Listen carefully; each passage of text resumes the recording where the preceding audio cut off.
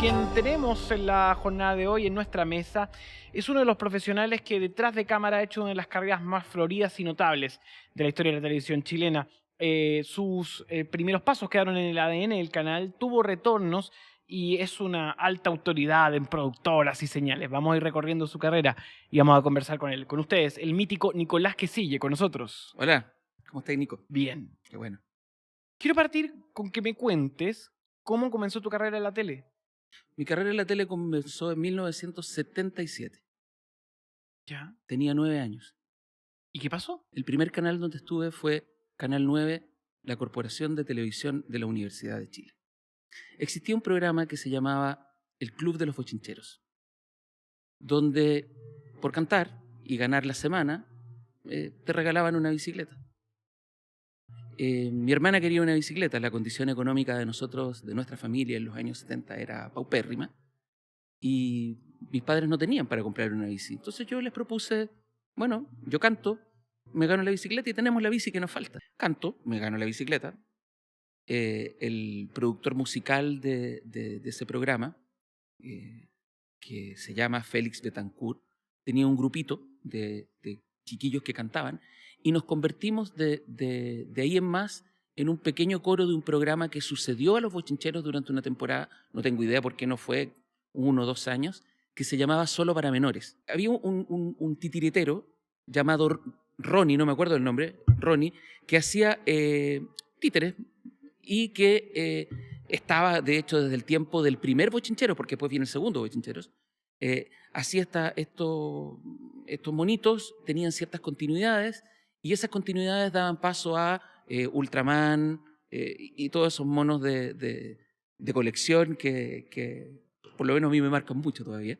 Esos son mis inicios en la tele, pero partí, digamos, mi cariño por la tele y de ahí yo te diría que un poco también a partir de ver el Switch con Vicente Sabatini. A mí me llamó mucho la atención en esa época lo siguiente. El Switch tiene la palanquita para hacer efectos, ¿no es cierto? Para hacer un wipe y qué sé yo. Bueno, en esa época no era muy conocido y George Lucas en Star Wars, en el momento en que al principio del capítulo 3 se destruye el planeta, mueven un Switch para tirar ese rayo mortal que destruye el planeta y que deja conmocionada a la princesa Leia y que hace que Obi-Wan dice que hubo una conmoción en la fuerza. Bueno, esa misma palanquita estaba en los estudios, en los Switch, quiero decir. Y yo dije, bueno, esto es lo más cercano que puede haber a una experiencia galáctica, a una experiencia de estar con la tecnología de aquella época, y me enamoré y supe desde ese minuto en la vida que ya no quería ser astronauta, sino que quería ser director de televisión. Y eso es lo que quería hacer.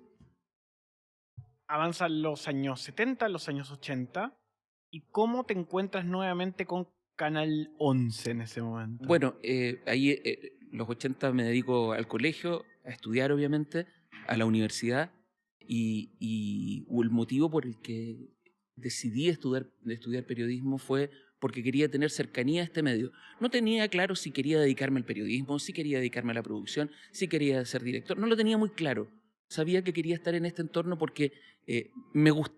Mira, puede ser tremendamente superficial lo que te digo, pero para mí es muy profundo. Me gustaba este mundo de la tele, pero no desde las luces, no desde la farándula. Me gustaba la realización, me gustaba mucho y eso sentía que tenía que estar cerca de ahí. Entonces, estudié periodismo con ese objetivo y bueno, cuando tocó la hora de hacer práctica, hice lo propio, rellené un formulario, postulé a Canal 11, quedé en la práctica de Canal 11 y empecé a trabajar allí. Ya está.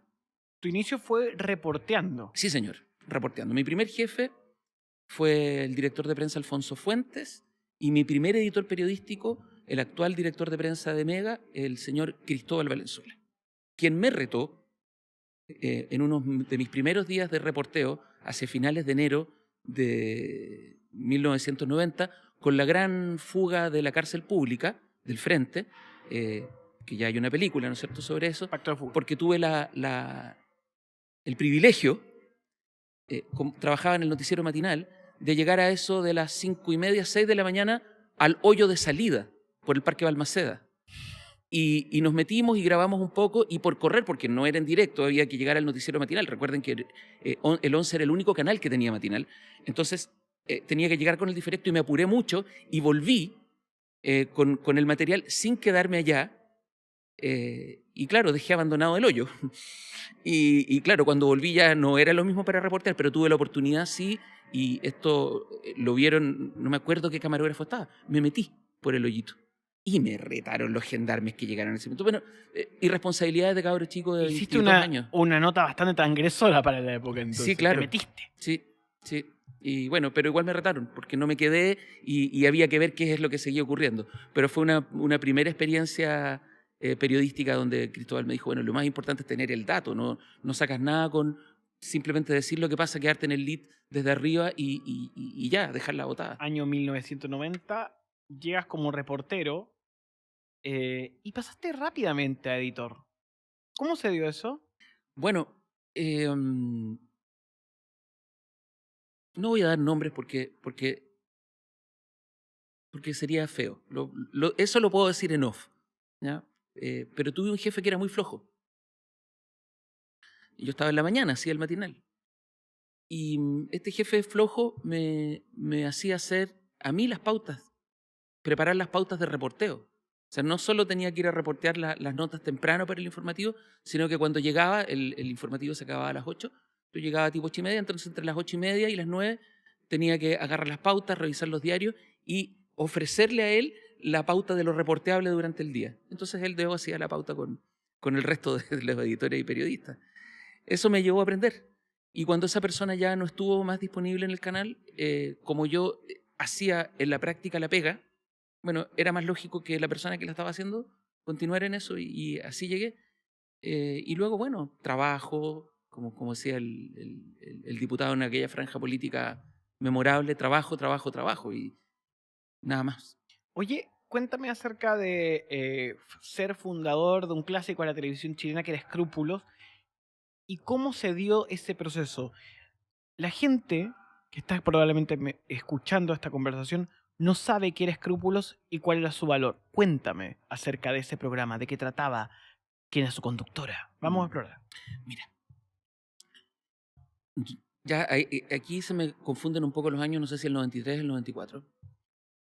Director de prensa era Mauricio Vargas, periodista de la Católica, en Canal 11. Nosotros hacíamos un programa político que se llamaba Domicilio Conocido, Cámara Negra. A propósito de errores, padre, ¿por qué no hablamos de sus errores? Y le digo esto porque la afirmación suya en el sentido de que no tienen importancia las humillaciones no me suena a humildad, sino que me suena a una soberbia extrema. Yo creo que una persona humilde y normal le duelen las humillaciones porque le importan los demás en algún grado y a nadie le gusta ser humillado. Esa actitud de prescindencia, las humillaciones, me parece una soberbia luciferina, por usar el lenguaje bíblico. Y esa experiencia nos llevó a entender que desde el departamento de prensa nosotros podíamos tratar de hacer programas que estuvieran en un poquito en el ámbito de la producción, del entretenimiento y en el ámbito de lo informativo. Ese programa lo dirigió Sergio Risenberg. Sergio Risenberg, él es el director general. Y en los controles, Jorge Guajardo. Entonces, sabíamos que había algo allí en un país que, y aquí venía un objetivo de mi vida periodística. Efectivamente, nuestro país era un país más hipócrita de lo que es ahora, tremendamente más hipócrita, donde los curas salían vociferando que el país tenía crisis moral cuando ellos debajo de las sábanas violaban niños, de las sábanas y de la sotana. Y me parecía que había que empezar a decir las cosas como eran. Pero si tú las decías como eran, te iban inmediatamente a censurar. Era un país que tenía una cultura de censura. Estábamos autocensurados culturalmente. Fueron muchos años de dictadura y nos acostumbramos a vivir así. No digo más atrás porque no conozco ese país. Yo me hago cargo del país que conocí. Y pensábamos que era necesario empezar a decir las cosas como eran. Nos llegó de regalo al canal el juego Escrúpulos. Y jugamos Escrúpulos un fin de semana en la casa del director de prensa con otros periodistas. Y entonces ahí sale el comentario de, ¿y si hiciéramos esto en televisión? Ok, funcionaría. Hagámoslo en televisión. Pero tenemos que hacer algunos cambios, porque el juego era muy largo, porque entonces lo reestructuramos con angelitos, diablitos, y dijimos, esto tiene que tener invitados famosos y preguntas personales. Bienvenidos al programa Escrúpulos, brillantes y bien chinchosos. Al tiro. Por un pequeño error de nervios pusimos las cartas al revés, pero es igual. Tú tienes que elegir una. No te forzaré. No quiero presionarte, no quiero que te sientas nerviosa. Son las dos espantosamente horrorosas. Ya. Quiero... ¿Tiramos el tiro los dedos? Tiro. ¿Le pusieron diablo? Sí, pero es que diablo sí. Ah, no, Ay, yo tú no- vas a ser que la, tenía el otro lado, tú vas a ser la buenita de la noche que va a creer todo. Bueno, No, eso no todo, siempre no bueno. todo. Hay un fragmento, el último disponible a través de YouTube, en el cual está invitado Chadwick y Vanessa Miller. Llegas a tu casa una tarde y tus hijos adolescentes, ¿qué edad tienen tus hijos? 18, Está bien. 17, 16, Ok. 15, 14. Tus hijos adolescentes, adolescentes. los más grandecitos, y varios amigos Mis de hijas. su edad, están instalando en el video una película que quieren ver. Se llama La Última Tentación de Cristo. ¿Les permitirías verla? Más te vale que expliques. Sí, no, porque sinceramente no. Creo que, y lo conversaría con ellos y les explicaría por qué no. ¿Y qué les dirías? Que creo que no les va a dejar nada. Ellos tienen una edad que todavía son adolescentes. ¿Tienen derecho a voto la mayor? No, todavía va a cumplir 18 años. No, pero son adolescentes. Yo como padre creo que en esa edad de adolescente uno trata de formar a sus hijos. Yo creo que esa película en especial, yo no la he visto. Y entonces de ahí logramos empezar a doblar, cruzar, mover el cerco de la discusión. Y logramos grandes cosas en ese programa. Lo conducía Tati Pena. Tati Pena, que había partido en Chilevisión como animadora, se fue a TVN, volvió a trabajar con nosotros luego y teníamos unas reuniones de pauta increíbles donde estaba ella, el periodista Antonio Martínez, Cristian Fuenzalida, periodista, y eran graciosísimas esas reuniones porque era un brainstorm permanente de qué le preguntamos a este sujeto, a esta persona que viene, y salieron cosas muy, muy, muy, muy divertidas. Yo creo que como recuerdo televisivo, Escrúpulos para mí es el primero como realizador importante y que nos permitió mover ese cerco. Luego, en esa misma tendencia, mira lo que pasa como anécdota. Hicimos otro programa en Chilevisión que se llamaba Hablemos de Sexo, que tenía el nombre de un programa homónimo español y que se trataba de decir las cosas tal como eran, pero ahí ya habíamos cruzado el cerco del escrúpulo y dijimos, hablemos las cosas tal como son. Lo conducía la Carolina Gutiérrez, animadora de, en ese minuto, el informativo con un nombre horrible que se llamaba, en esa época se llamaba Mundovisión. Y Carola toma este programa y la idea era hablar las cosas tal y como eran. Llega una pregunta telefónica, el programa era en vivo, teníamos invitada, no me acuerdo quién era, una sexóloga, y al teléfono la pregunta de una mujer era si era nocivo para la salud tragar semen. Imagínate eso en el año 95-96. Ya es un poco singular hacer eso en una televisión en vivo hoy, en el 2020. Claro. Por lo menos generaría un meme o un momento Bueno, en la tele, por lo bajo. ¿Qué claro. pasó en esa época? La respuesta de la sexóloga fue, no la digo literal porque no la recuerdo, pero fue, mira, la composición del semen es no sé qué porcentaje de agua, no sé qué porcentaje de proteína, ¿no? Y si usted lo hace, no le va a hacer mal para el estómago ni nada, tiene que optar, etcétera, etcétera. No es nocivo para la salud, corta. Al día siguiente, gran polémica en los diarios, se retiran todos los auspicios, el programa se canceló el capítulo siguiente. Eran otros tiempos. Hoy día no se hubiera cancelado, creo yo, un programa si planteara el tema en el clima de respeto y en el ámbito y en el ambiente de respeto que tenía ese programa, pero era un programa que estaba bien fundado. Por lo menos había espontaneidad. El Sí, llamado era el llamado. Era el llamado real. Bueno, y obviamente eso se acabó, pero Escrúpulos, que iba otro día de la mano, podía hacer este juego. Yo creo que Escrúpulos no lo hubiera preguntado con tal descaro, pero lo hubiera podido preguntar. ¿Cuáles eran las características como conductoras de Tati Pena? La Tati Pena es rápida, mordaz,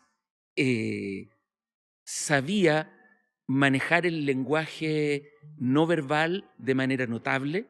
Si un entrevistado no contestaba, ella sabía poner la cara exacta para que ese entrevistado dijera la verdad y no le venían con cosas. También era una mujer muy joven que representaba el Chile que estaban haciendo en ese minuto, que era el Chile de la democracia. Tati Pena fue la primera entrevistadora que le pregunta al aire a Jordi Castell si era homosexual. Yo creo que en ese minuto el escrúpulo, además de lograr con la chiva de la entretención un momento político, consiguió grandes resultados.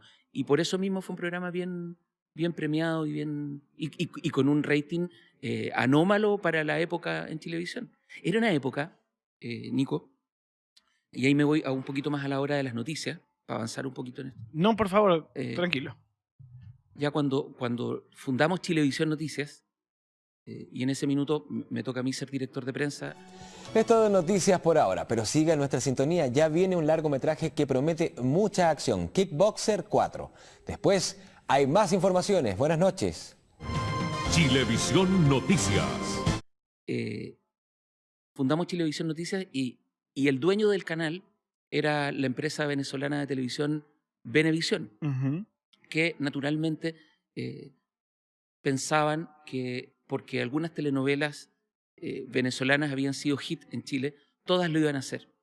Entonces, bajo ese presupuesto, se puso a competir a las telenovelas que estaban en Canal 13, tipo Marrón Glacé, en TVN, no sé qué te digo, La Fiera, esas grandes teleseries de lado y lado, contra telenovelas venezolanas clase C. Iban a las 8 de la noche, de 8 a 9. Por lo tanto, nuestro noticiero, Chilevisión Noticias, recibía un rating de 0 puntos. 0. Y yo cuando digo 0 es 0. Y bueno, ¿qué hacíamos? ¿Cómo podíamos revertir esa situación partiendo de 0 contra un TVN que entregaba en 30 y un Canal 13 que entregaba en 28, por ejemplo, o viceversa? Y Mega que entregaba en 15. ¿Qué hacíamos? Ya me voy hacia el año 96-97, cuando se empieza a generar esta locura por Zamorano y Salas, la selección de Acosta. Entonces nuestro diagnóstico fue, si los canales en ese minuto, o sea, todos los días habrían con Zamorano, con Salas, con Acosta y todo el resto de la selección, y lo que estaba pasando en sus clubes, Salas en la Universidad de Chile o en River, ¿no es cierto? Zamorano jugando en España. Eso eran los temas. Y los informativos abrían con eso.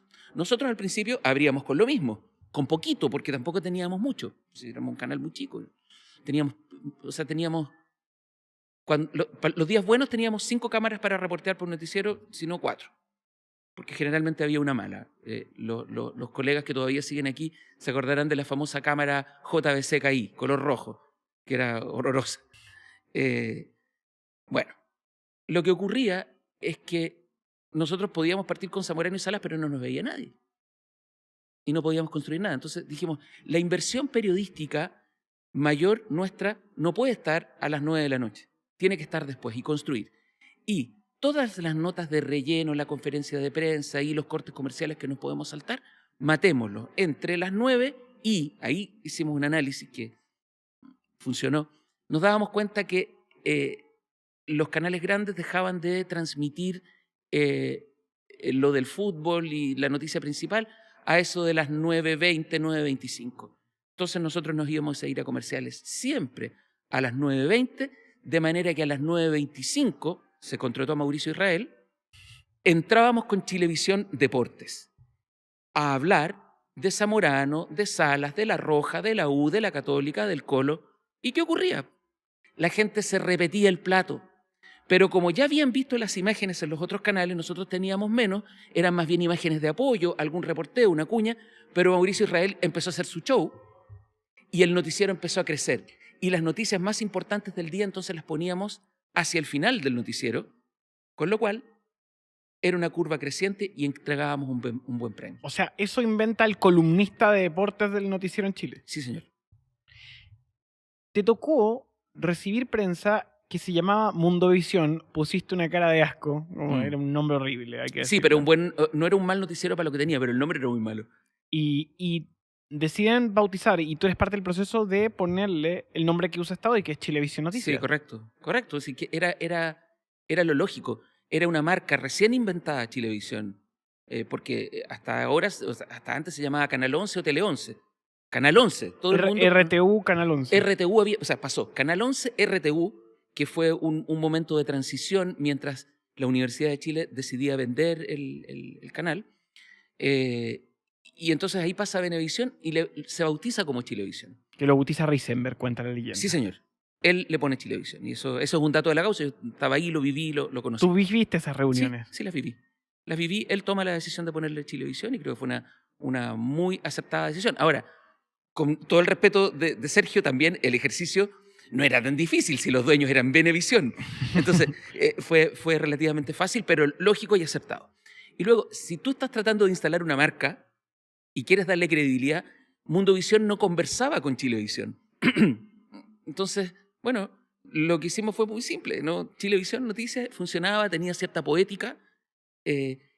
Ahí empezamos a pedirles a nuestros periodistas que cerraran todas sus notas en cámara, diciendo su nombre, marcando Chilevisión Noticias, con cierto cantito. Contratamos a una persona que les hizo clase, a Ricardo Álvarez, a quien algunos recordarán en su momento mayor de fama, porque era uno de los profesores de Protagonistas de la Fama. Yo por eso lo llevé para allá, que les enseñaba algo de foniatría. Él es fonaudiólogo a los Protagonistas de la Fama, pero lo mismo hicimos con los periodistas de prensa. ¿Quieres decir que el famoso cantito que está presente en los canales y que muchos se quejan y otros aceptan, que es nos encontramos en... No, ese no. No me refiero a ese cantito. No, ese cantito es un cantito de mala costumbre periodista. No. Entonces no. ustedes lo que hicieron fue educar a sus periodistas para que no hicieran eso.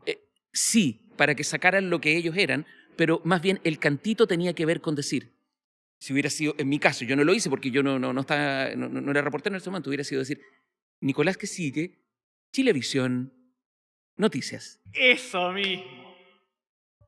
Que los periodistas lo decían. Chilevisión, Noticias. Ese cantito era para ir, o sea, con el único objetivo de tratar de imponer una marca y dar credibilidad a ese periodista, y ese periodista ganando credibilidad, ganaba credibilidad del noticiero, y si gana credibilidad el noticiero, gana credibilidad el canal. Ese fue nuestro ejercicio, empezar a ganar credibilidad en un momento en que no existía nuestro departamento de prensa en relación a los otros, era muy pequeñito, nos ayudó mucho Mauricio Israel, luego la incorporación de Guarelo, y fuimos creciendo desde esa zona, y creo que el gran trabajo del inicio de Chilevisión Noticias fue reforzar el trabajo periodístico, pidiendo mucho dato a los periodistas, haciendo una pauta que fuera transgresora, contraprogramando, y también generando el primer marketing del noticiero, que en esa época no se hablaba mucho, pero que había que hacerlo de alguna manera sin recursos. Entonces el único marketing disponible era la hora televisiva, entre las 9 y las 10 de la noche. Hay otro punto, también comienzan a darles temáticas a los periodistas. Sí, bueno, pero eso venía desde antes. Yo diría que no, ahí lo que hicimos fue sectorizar en un ámbito bien tradicional, porque no nos quedaba mucho más remedio que hacerlo, porque todavía éramos muy pocos. No, yo te diría que hubo un ejercicio muy interesante. Aquí, esto es muy poco conocido. Que encabezó, yo ahí era editor general de prensa, encabezó como director de prensa Mauricio Vargas. Y fue un noticiero que inventó Sergio Risenberg cuando él llegó, junto con Mauricio. El primero de la noche. El primero de la noche. ¿Ya? Se llama RTU Noticias, el primero de la noche. Pero se llama el primero de la noche. Que no tenía por dónde ser el primero, porque no era primero en rating, no salía primero en la hora, no, pero era el primero de la noche. Tenía cierta poética. Y entonces era un antinoticiero. Era un antinoticiero porque no reporteábamos absolutamente nada de contingencia. Sí, teníamos dos cosas, un periodista en La Moneda y un periodista en deportes, nada más. El resto era temáticas, como los reportajes que se hacen hoy día que no tienen nada que ver. Ojo, no era la ruta del completo, no. Pero sí tengo en la imagen, la retina, a Keno Salinas lanzándose en un de un tobogán, Rafalín no sé, se pasó. porque era para presentar los vaivenes de la economía. Así Él es. presentó en el primero de la noche Sí. ese cuadro. No, era una brutalidad. Era desopilante. Era desopilante el noticiero, era desopilante. O otro periodista que salía domando un potro. ¿Cómo se llama? No me acuerdo. Pero sí, era muy divertido. Y notas muy largas, además. O sea, Para la época. O sea, una nota de noticiero de aquella época, cuando era larga, en todos los canales, cuando era larga duraba 1 minuto y medio, 2 minutos. Porque tenías que meter en 1 hora todo. Entonces las notas eran muy cortitas. Hoy día los noticieros duran 2 horas, así que... pero nosotros, como éramos pocos periodistas y pocas cámaras, entonces nuestras notas duraban 3, 4 minutos. Y claro, lograbas rellenar. También tenía que ver un poquito con la pobreza. ¿Cómo hacías 1 hora de noticias con tan pocos recursos? Notas más largas. Tenías 27 años y eras gerente de noticias de un canal. Sí. ¿Fue muy fuerte? No me di cuenta. Era divertido. Nunca me lo tomé muy en serio. Nunca me tomé muy en serio esa cosa de los cargos. Y creo que hice muy mal los negocios porque siempre me han pagado muy mal. ¿Te gustaba más la pega? Me encantaba la pega y me encanta la pega. Claro. Yo hasta el día de hoy, que tengo 52 años, vivo y vibro con el trabajo audiovisual. Por sobre todas las cosas. En los momentos en que me ha tocado ser tentado para tener algún cargo ejecutivo, que ya yo creo que a estas alturas tal vez, sí, porque estoy más viejo, pero antes nunca quise hacerlo porque en realidad mi interés fundamental era estar realizando tele. Oye, seguiste creciendo en Chilevisión. ¿Qué pasó después? Bueno, recibí una oferta que a la cual no me podía negar, que era de la red, comprada por Televisión Azteca. Y me fui a rearmar el departamento de prensa de la red, que se había cerrado después de los noticieros Punto. Claro, post-Paulsen. Post-Paulsen. O sea, vas a armar Hechos. Voy a armar Hechos, que era la franquicia mexicana. Armamos Hechos. Y ahí duramos 2 años. Digo, duramos, no porque yo hable así como... No, el grupo que encabezamos, duramos 2 años porque llegó una administración nueva de un comprador mexicano y no tiene nada que ver con él, sino la gente que él puso en Chile llegó y me dijo, un señor de apellido Varas, que me dijo, bueno, estamos a puertas de la elección entre Lavín y Lagos, nosotros pensamos que tú vas por Lagos, así que es mejor que no sigas en el canal. LOL. Así fue. Sí. Te sacaron políticamente. Sí, pero yo no estaba ni por Lagos ni por Lavín. En mi corazón yo tengo claro por dónde estaba. Pero nuestro noticiero... Lo que pasa es que nuestro noticiero fue muy mordaz. Muy mordaz. Felipe Vidal lo conducía, ¿no? Felipe Vidal y Silvia Carrasco. Perfecto. La Silvia Carrasco. Fue muy mordaz a la hora de tomar la detención de Pinochet. Íbamos muy de la mano con el Clinic. Lo citábamos mucho. Cuando íbamos a tocar el tema de Pinochet, armamos una cortina que duraba 2 segundos. La música era tararán, tararán, tan, tan, tan, tarararán, tan, tan, ¡pum! Y entrábamos a la noticia. Me hice muy amigo de Moreira en esa época. Mira. Porque Moreira hacía las protestas que estaban en Apoquindo con Manquehue, en el Faro. Las míticas huelgas de hambre. Entonces, era fácil para nosotros desde la red de Manquehue ir para allá, o él ir, perdona, o él ir al canal. Entonces, yo puedo no comulgar en absoluto con Moreira, pero es simpático. De alguna manera ahí comenzó un poco el reality show, pero voy a ir un momento antes, al cual te vinculaste notoriamente en tu carrera. Estamos en Chilevisión. ¿Cómo es la leyenda de que tú eres el primero en poner en la televisión chilena una transmisión vía internet, lo que se llama streaming, que hoy es ampliamente popular, la gente hace streaming desde celulares, pero ese momento no era, y dan ese salto, y que confirma también la vocación de innovación de nuestro canal para adelante y para atrás? ¿Cómo se da? Sí, señor. Históricamente yo te diría que no solo en Chile, me atrevería a decir por los datos que teníamos en ese minuto, en buena parte del mundo, nuestro noticiero, Chilevisión Noticias, fue el primero que transmitió por streaming en Chile. El evento fue, me parece, el 95. Iba a traer el recorte y se me quedó. ¿90 y cuánto? 94. Por ahí el 94. Entonces no sé si era Chilevisión Noticias todavía. Fue el discurso presidencial del presidente Frei desde Valparaíso el 21 de mayo. Entonces fue una transmisión experimental. Que ni siquiera, a ver, Chilevisión en ese minuto tiene su primer sitio web, que se llamaba, entonces fue Chilevisión, obvio, sí. No, ya no era, perdón, porque estoy ordenando mi cabeza en los datos. Por favor. Sí.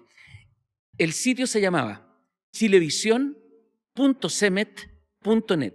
Cemet era la compañía telefónica, la sigla era Compañía Metropolitana de Equipos Telefónicos, que era una pequeña CTC que existía en aquella época, que cubría Providencia Las Condes, y que patrocinó esto también como algo experimental.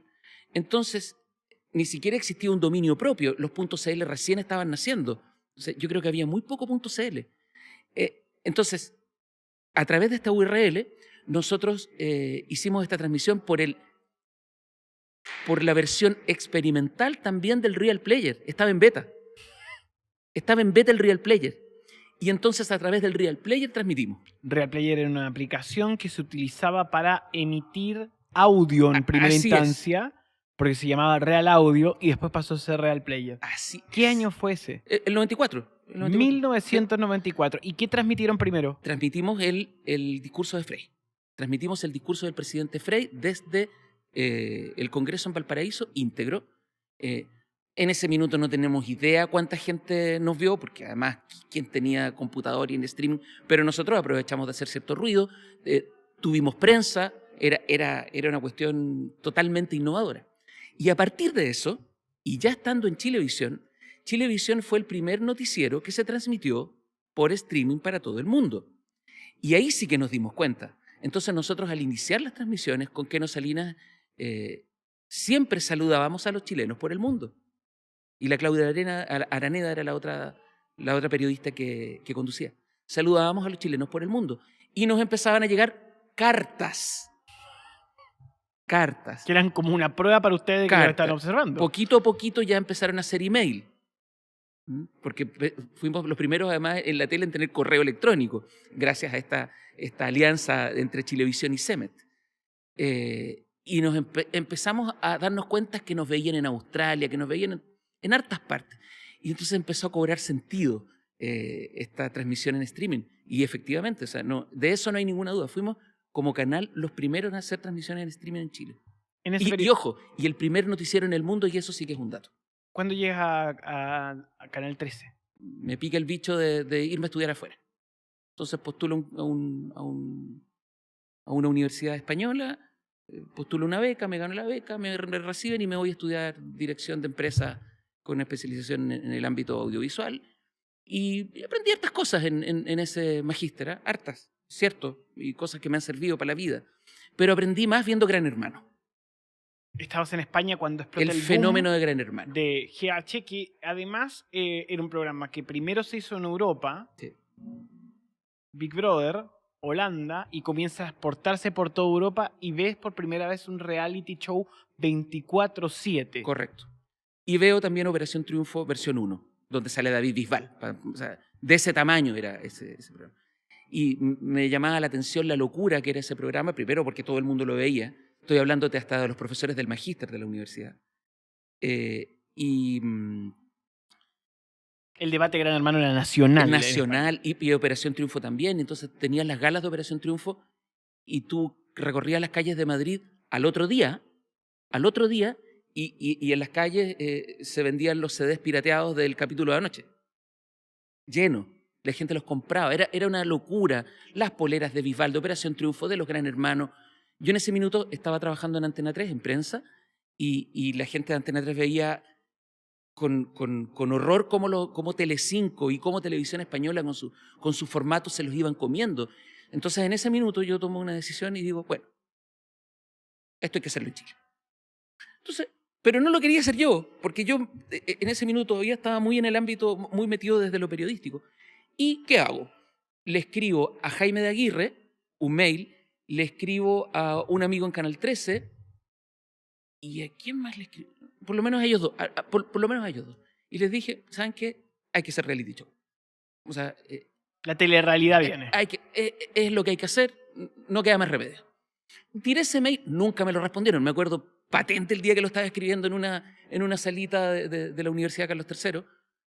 Y no supe nada más, volví de mi periplo. Y estando acá, me contratan para hacer el noticiero matinal de Canal 13, el Tele 13 AM. Y estando allí yo me entero que Canal 13 compra los derechos de protagonistas protagonistas de novela. Son tres los hitos. Y es clarísimo, el Kiko García levanta las 13 claves del 13. 13 mandamientos, diríamos, que permitieron al canal despercudirse. Machos, Vértigo, protagonistas de la fama. En ese instante pasa Luis Jara, que estuvo con nosotros y nos cuenta la historia detrás de su salida de Calor Humano hacia ese canal. Así es. Entonces, ¿qué hicimos? Bueno, también levantamos a Sergio Lago, de Chilevisión a Canal 13. Bueno. ¿Cómo lo hicieron? Bueno, mira, estaba yo en prensa, dedicado a poner un helicóptero en las mañanas para seguir el tránsito, una cuestión bien, así como la tele cuando tenía plata todavía. ¿Era el noticiero de qué color? Rojo. El rojo cuando tienen el helicóptero Sí. de Canal 13, Sí, que señor. fue como el primer dron que Sí. salió a la calle. Sí. Por eso hago la Sí, memoria con sí, el sí, helicóptero. sí, sí. Estábamos en eso, yo feliz con el helicóptero, viendo donde le poníamos las cámaras. Yo estaba preocupado de eso cuando Kiko García me dice, bueno, compramos el formato, ¿te gustaría hacerlo? Y yo así, se me derrumbó el mundo, yo no voy a ser capaz de levantar un programa de esta naturaleza.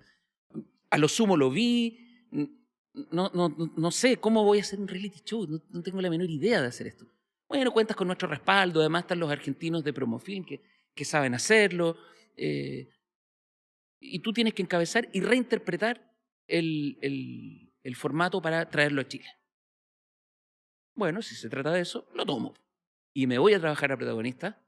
Lo primero, que no podía llamarse protagonista de novela, porque nosotros no le llamamos novelas a las teleseries, y llamarse protagonista de teleserie no tenía mucho sentido.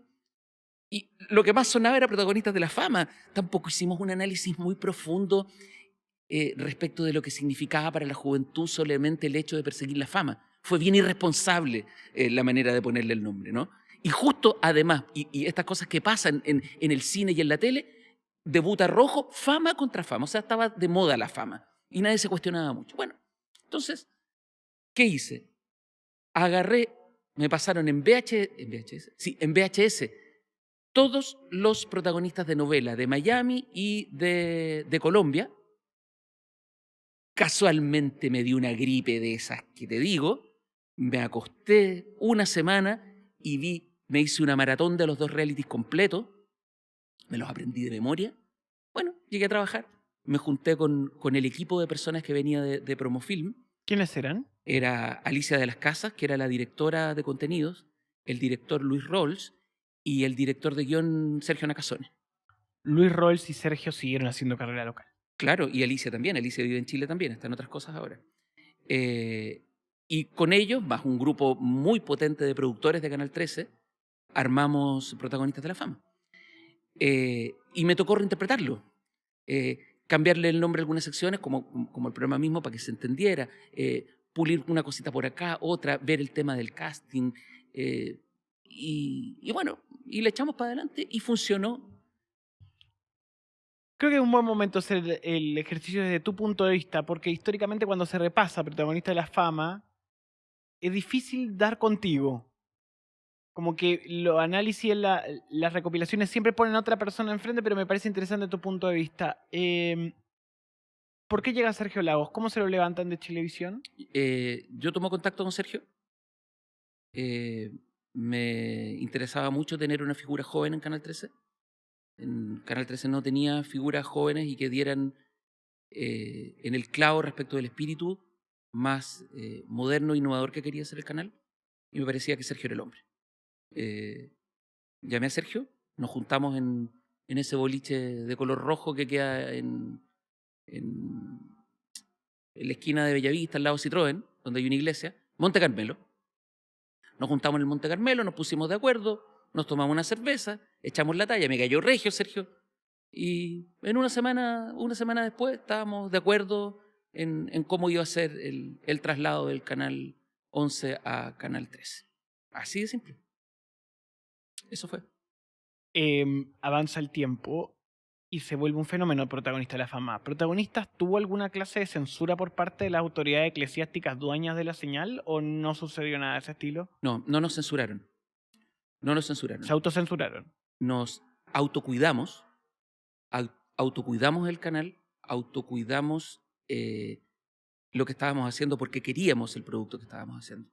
Sí tuvimos una crítica feroz al interior del canal de parte de la misma curia que aprovechaba las pantallas para criticar el programa. Yo creo que ha sido el reality más sano que yo he visto tanto entre los participantes como entre los realizadores. O sea, al final fue emocionante. Fue emocionante, fue una gran aventura, lo preparamos centímetro a centímetro, segundo a segundo, todo, los recorridos, lo que se iba a decir, lo que iba a pasar, y resultó como resultó porque además siempre pasa, eran los primeros los protagonistas de la fama y lo que vivían era auténtico. Después de eso, ¿dónde vas? Después de eso hago otros realities en Canal 13. Luego... ¿Alguno en especial? La Granja. ¿Fama estuviste involucrado? No. Hicimos La Granja, que fue un gran reality porque por primera vez salimos al aire libre. Claro.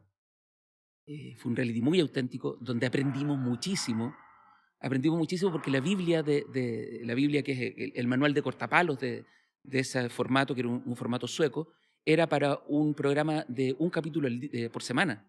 Y nosotros lo llevamos a una tira semanal. Con lo que teníamos que inventar mucho contenido. Inventamos mucho contenido. Ahí Alicia de las Casas, la persona de Promofil, que ya estaba trabajando como Canal 13, o no, era Promofil todavía, fue un gran aporte, fue un tremendo aporte. Por ejemplo, inventó la figura del turco. ¿Te acuerdas? El turco era un señor que iba a visitar la granja, que pasaba por este extraño paraje, y donde el turco venía con un carretón lleno de cosas con lo cual les hacía trueque y les permitía a los chiquillos tener comida, porque en el formato original hay que plantar lechugas, tomates, papas. Y nosotros por la época del año no alcanzamos. Entonces sí teníamos vacas, sacaban leche, tenían gallinas, huevos, pero faltaba. Entonces esa fue una manera de darles comida, porque el reality era de verdad.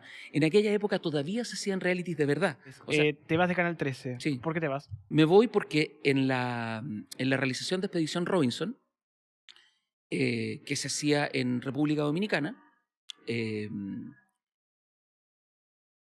tras terminar de grabar y volver acá a Chile, yo entablo una relación con una de las participantes del programa. ¿Te enamoraste? Sí. ¿Te enamoraste mirando a alguien en edición y pantalla? Sí. O sea, más que edición y pantalla, yo estaba en la realización, la veía de lejos. Espera. ¿Cuándo decías arriesgarte a mantener la relación? Porque era tu trabajo la relación. Iniciar. Estaba iniciando una relación, no llevaba ni una semana, o dos, ponte tú, de vuelta acá en Santiago, y estábamos pololeando. Ya este niñito había terminado. O sea, ella había terminado. Había salido, el programa se había terminado de grabar. ¿Y te gustó mirando ahí? Sí. Bueno, estaba más joven. Todavía me quedaba algo de líbido, ya no me queda nada, estoy viejito. Pero. Es que me parece loco que alguien que estás mirando la cámara de pronto te empieza a gustar. Sí. ¿Y cómo le dijiste, yo soy el tipo que estaba ahí? No, pero es que Robinson era una experiencia distinta. Estabas en una playa, solo, esa es la fantasía que te venden, pero en la playa tienes las cámaras y tienes el equipo realizador. Claro, no, es más docu. Es más docu.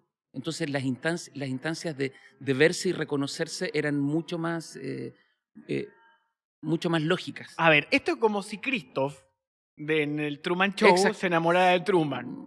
Sí, pongámoslo, bueno, si Truman fuese mujer en el juego. Claro. Pero perdóname, Nico. Sí. Es medio psicópata. No, yo creo que tu expresión es un poco más, digámoslo así, es superlativa. Yo creo que la expresión tiene que ver más bien con el síndrome de Estocolmo. Pero es efectivamente lo mismo que estoy planteando, pero me encanta. Te enamoró. No sé qué es peor de lo que acabamos de... Pero el síndrome de Estocolmo es algo que existe, pues. Por supuesto, te enamoras del secuestrador. O del secuestrado. Gracias por tanta verdad. Entonces se engancharon. Sí, pues nos enganchamos. Y volviste a Santiago y de pronto te dicen... ¿Qué te dicen? Alguien nos saca una foto, sale en la prensa y me dicen, bueno, ya no podéis seguir en el canal. Bueno, ya, pues. ¡Qué fuerte! Fue doloroso. Fue muy doloroso porque yo creía mucho en el proyecto Robinson como concepto, pero fue un proyecto que no estuvo bien manejado porque se generó una producción muy pequeña para la envergadura del proyecto. ¿Ya? Esta es una interna. Claro, Había poca cámara, había poco recurso de edición. faltó trabajo de Excel. Faltó mucho, faltó plata. Y entonces había una manera de que ese proyecto funcionara mejor de lo que funcionó. Entonces eso venía en el proceso de edición, porque era un reality completamente grabado que se emitía después. No era online, ¿ah? No era con 2 días de fase. Por lo tanto, había la posibilidad de que quedara bien. Y me quedé con las ganas que quedara bien. Y me pasa lo siguiente. ¿Qué edad tenía ahí? 38 años. Ya. 38 años, más o menos. No me acuerdo, pero por ahí. Te había enamorado tanto de la tele que te enamoraste de alguien haciendo tele, mirando tele. Bueno, el asunto es que me voy de Canal 13 y me invitan a trabajar a TVN. Y en TVN me dicen, ¿sabes qué?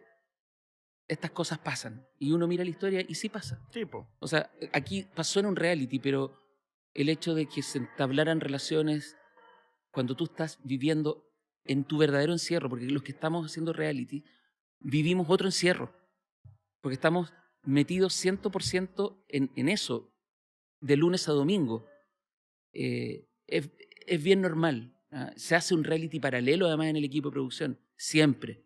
A eso voy con las relaciones. Sí, no, las tensiones. pero es que estás viviendo todo el día, es tu vida. Mira, a mí en lo personal se me pasó por encima la llegada de Facebook. No me di cuenta de lo que eran los blogs, pasaban. Yo tengo Facebook y porque miro, porque me sirve para trabajar, pero yo no escribo en Facebook, no hago nada en Facebook porque no lo entendí, porque no fui, a pesar de que era nativo de Facebook, nunca me metí, llegué tarde. Ahora me acabas de dar la respuesta a una pregunta que tuve durante largo tiempo a la gente que trabajaba en tele y no entendía internet. Se enganchaban demasiado a la producción de esos momentos. Pero es que vives de eso. O sea, una persona que está a cargo de un reality y los jefes de contenido, los jefes de guión, llegan a las 9 de la mañana, se van a las 11, 12 de la noche o más revisando un capítulo, a las 2 de la mañana el otro día tienen que estar temprano. A mí me tocó quedarme a dormir tanto en TVN como en Canal 13 hartas veces porque no tenía sentido irme a mi casa. Porque la producción era online. Entonces, grababas un día, al siguiente editabas y el tercero iba al aire. Entonces, mucha pega. Y entonces empiezan a generar estas cosas y te encierras y te encierras y te encierras y ese termina por ser tu mundo. Ese termina por ser tu mundo. Llego a TVN, me dicen esto de las relaciones que se arman entre realizadores, productores, directores con la gente del elenco es normal, pasa, aquí ha ocurrido, tranquilo, que esto no se convierta en una escandalera. Claro, que no sea tu cine. A mí me pasó, esto nunca lo he dicho, pero a mí me generó un problema en lo humano, en mi fuero interno muy potente, verme expuesto. Yo no estaba preparado para verme expuesto. Siempre fuiste un tipo detrás de cámara. Sí, y claro, y me conocía, pero yo no nací para ser artista. ¿La foto que te sacaron fue en qué diario? No me acuerdo. ¿Y te dolió? Y no quiero acordarme. Pero no me hace bien. No me hace bien no me hace bien la exposición pública para hablar de las cosas personales. Claro. Yo puedo venir a esta entrevista y hablarte de una uñita personal. Sí, claro. Pero realmente yo hablo, cuando me invitan a una entrevista, a hablar de lo profesional. Eso es lo que a mí me mueve. Pero creo de que, tal como me contáis tu historia, tu vida profesional y tu vida... En un momento se mezclan. Claro. fueron lo mismo. En un momento dado, sí, en la época del reality, claro. Porque vivía inserto en la propia, en la propia burbuja, era parte de la burbuja. Y eso es un riesgo que los realizadores de reality tienen. Bueno, de ahí para adelante ya, después de esa no El no me experimento. pasó nunca más. Claro. Bueno, de que ahí viene, yo me voy, que eso es lo que te quería contar, yo me voy a TVN. Ajá. Y en TVN tengo probablemente uno de los periodos más enriquecedores y felices de mi vida profesional. Mira. Me pasan primera responsabilidad la licencia del Dancing with the Stars para hacerla en Chile, el baile. Lo hicimos con la Karen Dogenbailer y Rafa Araneda. Un programa enorme, televisivamente. Enorme. Hicimos 6 temporadas. No fue increíblemente bien. Lindo programa. ¿Qué me pasó? El primer capítulo del baile compite con la final de Expedición Robinson. En los 2 canales figuro yo como director y le gano con el baile Robinson. Te ganaste a ti mismo. Sí, me gané, pero era divertido. Luego de eso hacemos Pelotón. Pelotón, que es el reality más extenso de todos los que se han hecho. Tiene 5 temporadas. 5 temporadas, todas exitosas. La última, la menos, porque nos agarró fue una cosa... Increíble, no, sí. La última fue la menos exitosa, pero también lo fue, y decidimos cortarlo porque nos parecía que era adecuado hacerlo. Nos coincide con Los Mineros Atrapados, con los 33, y Chile estaba viviendo su propio reality. Entonces, había pasado el departamento de noticias a hacer la cobertura Entonces, de un grupo de gente encerrada. Exacto. Entonces, nosotros, ¿sí? Que esto no es el momento. Entonces, teníamos calculado, ponte tú, una temporada de 5 meses y la cortamos a 3 y listo. Todas experiencias muy, muy, muy, muy felices. Y hacemos el experimento, que es un reality que pretende utilizar la mecánica de Gran Hermano, 24/7 por internet, y capítulos con la misma metodología de Gran Hermano, que es una sesión diaria de revisar momentos del día. Claro. Y no funcionó. Había un productor ejecutivo de Promofilm que cuando hicimos Protagonistas, él se llama Sebastián Raponi. Sebastián me dijo muchos años antes que Gran Hermano, yo no le hice caso, no tenía sentido hacerlo en Chile, a pesar de que después se hizo en la red y no funcionó, ¿no es cierto? Claro, Y Valero también estuvo ahí metido. Gran Hermano del Pacífico, que eran varios países. Claro. Ahí ocurrió que Sebastián me dijo, mira, Protagonistas es un reality de segunda generación, es un 2.0, porque tiene una narración. En cambio, Gran Hermano es simplemente observación. No tiene plot dramáticos. No los tiene, salvo la eliminación. Entonces es muy difícil de sostener. Bueno, y eso fue exactamente lo que nos pasó en el experimento. Y había un grupo ejecutivo en ese minuto en TVN que había aprobado el proyecto. Se les dijo exactamente lo que era, pero a la hora de tomar la decisión de cortarlo, se cortó el programa. Para apoyarlo lo pusieron a la 1 de la mañana, cosa que no es una medida mucho de apoyo. Y bueno, me mandaron para la casa a mí y a todo mi equipo. Se quedaron un par de personas nomás y listo. Y se acabó la experiencia en TVN. ¿Volviste el 2012? A Chilevisión. Sí. ¿Cómo fue ese retorno? Muy grato. Muy grato. Fue justo en el periodo antes de que Chilevisión se cambiara de Inés Maturrejola a las oficinas de Machaza. Hice un pequeño programa humorístico, Cazatalentos, que pretendía encontrar un humorista para Viña. Lo encontramos, le fue muy bien a Nacho Parra. Ahí salió Murdoch, salieron los Fusión Humor. Hicimos un trabajo de casting por todo el país muy interesante y creo que a la larga el resultado con estos 3 íconos del humor actual, sí, yo digo, fue exitoso. Generaste de alguna manera la actualización del cuentachistes, sí, porque ya ahí estaba la movida del stand-up. De alguna manera fue como la actualización del otro que había quedado atrás. Así es. Funcionó y luego tuve una oferta para irme a Mega, hacer un reality más. Lo hicimos y cuando estamos empezando a hacer el reality, hay un cambio de mando de autoridad y hay unas internas donde todo se fue a las pailas y tuvimos que reinventarnos. ¿Quedaste sin pega? No. Yo tenía un contrato vigente.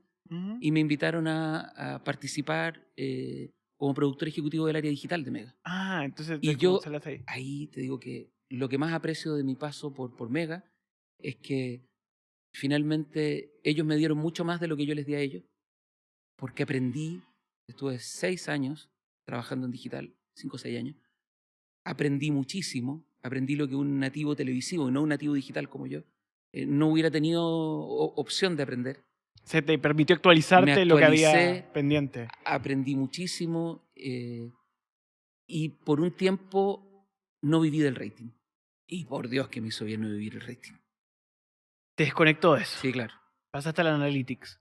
Pasé el Analytics, que no, como tú quieras, el Analytics es más perfecto y todos los Comscore y todos tienen la perfección que el People Meter no tiene, pero el People Meter, con todas las críticas que les puedo hacer, es la herramienta que valida el sistema actual, puede que cambie después, valida el sistema actual y es de un nervio que te encargo. Todas estas reflexiones que nos regalas y tu notable expertise en todos estos años de carrera que nos has permitido recorrer, y te agradezco mucho por tu sinceridad frente a cámara, tienen un origen. ¿Qué es este canal? Sí, sí. ¿Qué significa para ti este canal? ¿Y qué mensaje puedes dar y reflexión en estos 60 años cumplidos? Con varias manos, varias personas, varias direcciones, y siempre ese espíritu de innovación. Creo que eres una voz relevante para poder hablar frente al público. Este canal subsistió muchísimo tiempo con distintos números, incluso el 6, el 9, el 11, en Santiago, por cierto, siendo un canal tremendamente pobre, un canal con ñeque, con pocos aciertos históricos. Simplemente María fue uno. Los Bochincheros fue otro. Chilenazo fue otro. Escrúpulos fue otro. Los que yo recuerdo. Y después otros tantos. Y todo ese canal, todo eso se hacía con pasión, con ñeque, con creatividad. Como motor de citroneta que se arregla con alambrito. Buscando el intersticio, la grieta por donde meternos, buscando que el noticiero tenía que tener su punto de crecimiento de rating a las 9:25 y no a las 9. Buscando y siendo semillero de rostros nuevos. Ese espíritu es un espíritu que a mí me gustaría que esta entidad no perdiera nunca. Porque si algo era este canal, era un líder en innovación programática. Inventaba programas nuevos porque no le quedaba más remedio que inventar programas nuevos. No era un canal que se iba a la segura, era un canal que arriesgaba. Y desde esos riesgos tenía triunfos y fracasos, pero generaba cosas. Grandes rostros partieron en este canal. Solo uno es Felipe Camiroaga. Solo uno. Hay muchos más.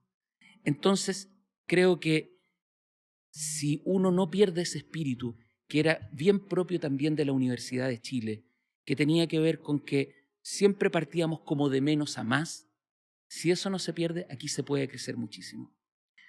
Es un canal que en sus últimos años ha crecido superlativamente y que creo que si no pierde ese sentido, ese posicionamiento que se forjó durante décadas de ser un canal innovador, un canal busquilla.